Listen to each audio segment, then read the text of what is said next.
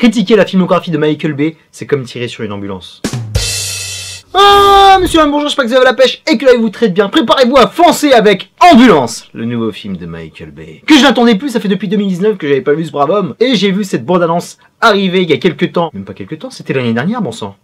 Qu'est-ce que ça passe vite. Et j'y croyais pas, parce que moi je pensais que le Michael allait se réserver au service SVOD. Mais il débarque sur grand écran, à mon grand bonheur. Parce que Michael, il sait faire du spectacle à grande échelle, contrairement à d'autres. Merde. Mais avant de te chanter ses louanges, j'ai quelques petits griefs avec Michael. On va dire que la première partie de sa carrière, j'avais vraiment apprécié. Et après, il y a une sorte de ventre mou et j'ai fini par détester ce type. Une véritable relation amour-haine, quand je vois Pearl Harbor, par exemple. Et quand je vois ces voitures qui se transforment en robots, ça m'a rendu complètement dingue. Quel gâchis! Et le mec est revenu avec des projets un peu plus intimistes. Limite des films indépendants, tu vois. Et là, il a réussi à me toucher personnellement, il a réussi à toucher ma corde sensible. Même avec son film thérapeutique Catharsis Total avec Six Underground, que je pense que je suis le seul à kiffer. Et le miracle arrive dans nos cinémas, post-confinement, post-Covid, j'espère qu'on s'arrête là. Pas sûr. Avec cette putain d'ambulance que j'ai kiffé de bout en bout. Un film efficace, simple, qui va à toute allure. Introduction des enjeux et des personnages aux petits oignons. 3 personnages centrales.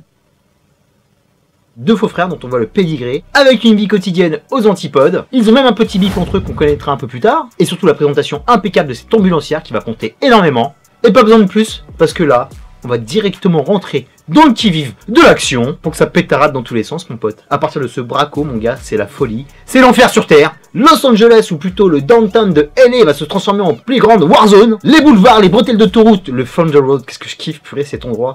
Je pourrais y passer ma vie là-bas, comment c'est beau. Un endroit vu et revu au cinéma, ici revisité par Michael Bay.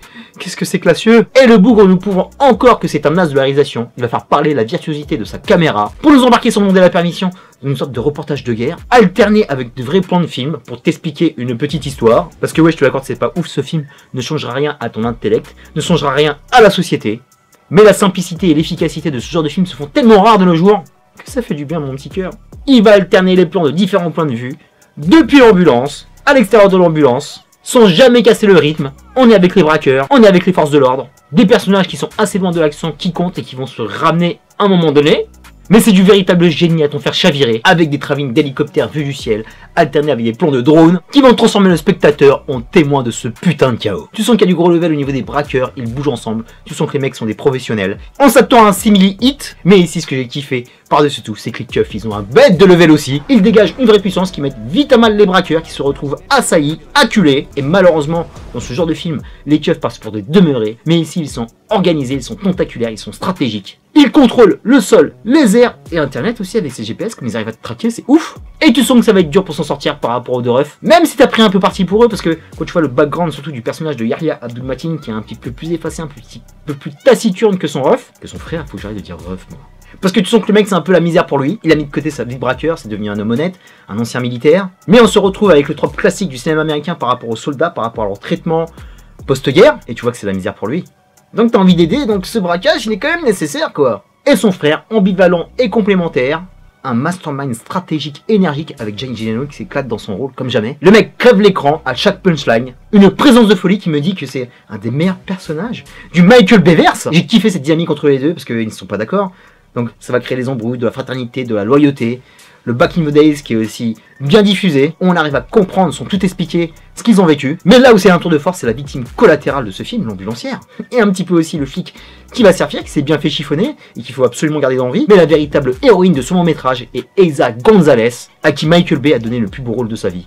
Sans être une love interest au rabais, sans être une potiche sexy face à ces deux grands acteurs, c'est elle qui prend le lead, c'est elle qui prend la vedette, et ce jusqu'au bout. Et ça aussi on ne dit pas assez mon pote, Michael il sait nous donner des personnages féminins qui sont très forts et mémorables, comme ce qu'a fait Eiza sur ce film. Autre chose de très appréciable par rapport à un film d'action comme celui-là, c'est l'humour, avec le personnage de Jake, comme je te l'ai dit, aussi avec l'agent du FBI qui a des problèmes de couple, avec tous les agents du CSI, cette brigade spécialisée dans les braquages. Tu sens la beaufrie, tu sens le machisme, et le meilleur dans tout ça, comme d'habitude, je kiffe ce mec, il est vraiment sous-côté, Garrett Dylan Hunt, qui encore tabasse tout le monde. C'est sans doute le meilleur personnage de tout l'univers Walking Dead en série télé. John, tu me manques. Et là, grâce à lui et grâce à tous ces personnages, on a une force de dialogue qui est vraiment splendide. La négociation avec les braqueurs, les dialogues entre collègues, surtout avec cette nana de l'informatique. À un moment où je charrie, j'en pouvais plus. Et c'est là que c'est excellent avec les films de Michael Bay. Tu vois qu'on est dans un film d'action, il y a de l'humour et tout. Mais on a un attachement pour ces personnages, on a passé du temps avec eux, on a appris à les kiffer. Et l'acte final est super émouvant.